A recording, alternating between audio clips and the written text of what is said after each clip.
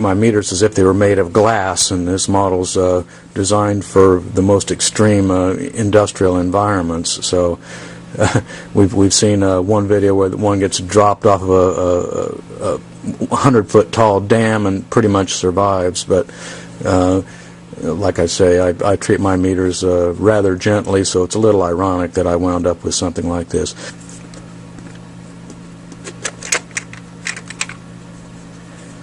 And of course, here's the inside. As we've seen in some other reviews, the batteries make contact with press fit connections. Oh, by the way, that beeper is not very loud, and that does bring up a one point I'd like to make, which is that and Fluke and the others take notice, those beepers should be loud and they should be at a very audible frequency. Unfortunately, guys like me, our hearing isn't so good sometimes. You might see a guy working out in a plant floor somewhere where his hearing's not that good. There's a high ambient noise environment. The warning beepers especially need to be really as loud as possible. I think that's a safety feature. So take heed, you guys. The new Agilent meters have a pretty loud beeper, and they flash that beautiful orange display, and that's really good. I wish some of the other companies would do a little more in that area.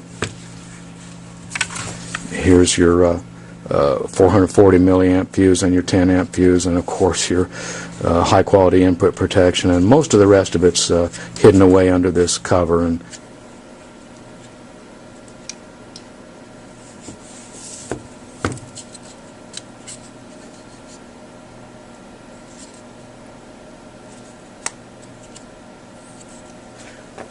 okay, so you can't really take it apart without also loosening the display module. I was hoping that I could leave the display module attached there, but it doesn't work that way.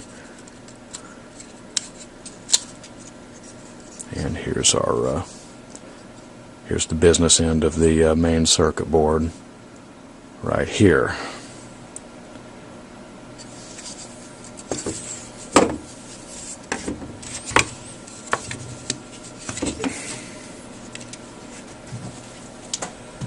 Taken this apart a couple of times now, and frankly I hope this is the last time for a while.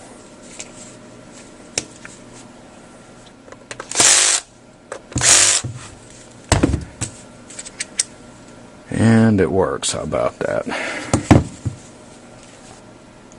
I got a pretty good deal on this one, as I say, on eBay.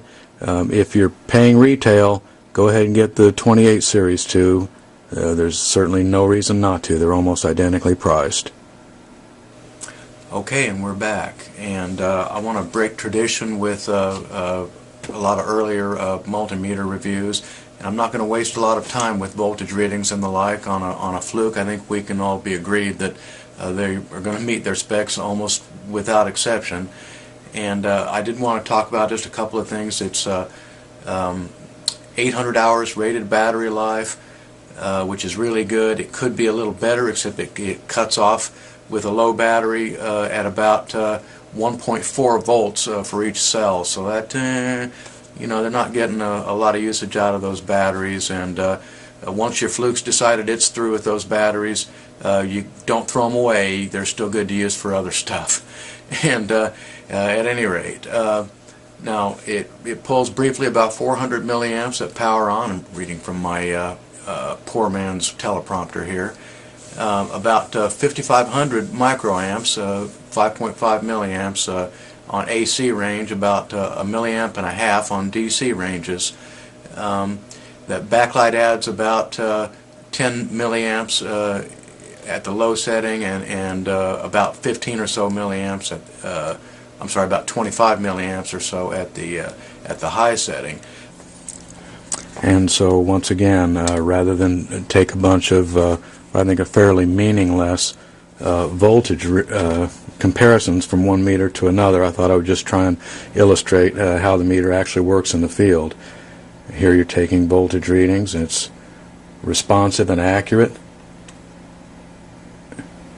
consistent. What more do you need?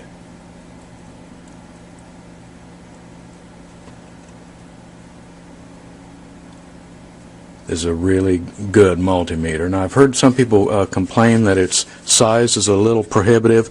I don't really think so. I think it has a really good feel. It's not much larger than a 87. It's no wider. It's a little bit thicker. There's no reason not to buy and use one of these things, although once again I would say if you're buying at retail, don't bother with the 27 Series 2. Get the 28 Series 2.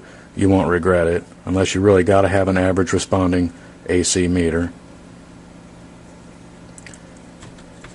Multimeter Junkie, over and out.